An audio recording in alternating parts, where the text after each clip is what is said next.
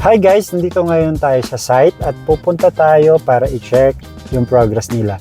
Pero before that, mag-share muna ako ng knowledge. Ano yung pinagkaiba ng design and build sa design build?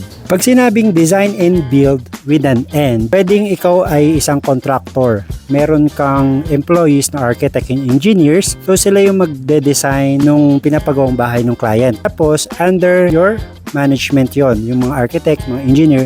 So all in ka. So ikaw na yung contractor, tapos meron kang employed na designer, ganun yung design and build. So one-stop shop as a contractor. Pag design dash build naman, ikaw yung architect. So ang gagawin mo, magde-deliver ka ng regular design plus pwedeng by administration and guaranteed maximum cost. Dito sa service na to, ikaw ay isang constructor. So ibig sabihin, yung by administration, partner kayo ng client at ikaw as an architect.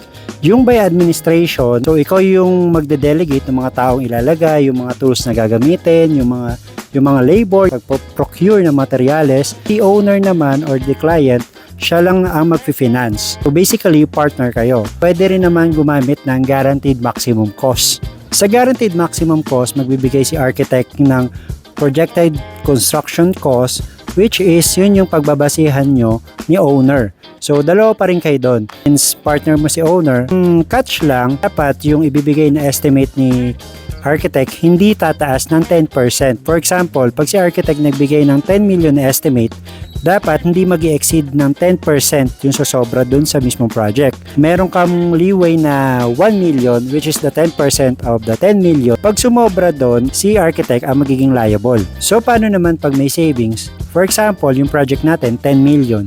Tapos ang actual na nagastos lang 8 million. So meron tayong 2 million na savings. Yung 2 million paghahatian nyo ni architect and the owner. Mas nakatipid kayong pareho. So ikaw, saan ka magpapagawa? Sa contractor or sa constructor?